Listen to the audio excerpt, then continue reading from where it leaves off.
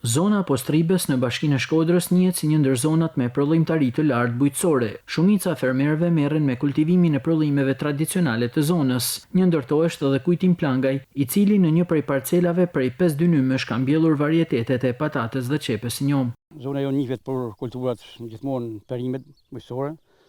Plani i parë është qepa jonë, qepa Drishet. Këtë vit kam mbjell patate pak si ndryshe nga vitin e kaluar, kam një varietet të ri, pak si tjeta, dhe ecuria ka ecë shumë mirë nga ana prodhimit. Por deri tani, tash 3-4 muaj që kena prodhim, është super ka ecë mirë. Shpresojmë qepa gjithmonë është plani i parë, kam mbjell 3 dylem me gjys qep, plus afërsisht 1 dylem me gjys patate, kam mbjell 1 dylem shalci, por nuk e kam këto një vend tjetër, kam mbjell bizele e ta të ndryshme këto.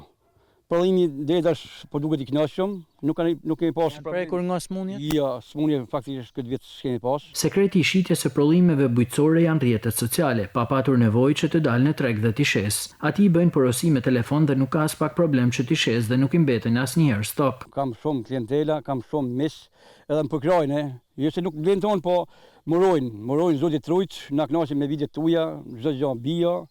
Disa interesohen kur del prodhimi jot, vinë ta marrin, edhe nga Tirana më shkruajnë privat dhe na marrin produktet tuaja si janë bio. Ka kohë nuk e di ku tregu i Shkodrës. Pjesa më e madhe e fermerëve të njësisë administrative Postrib merren me bujqësi, sidomos me kultivimin e qepës dhe lakrës.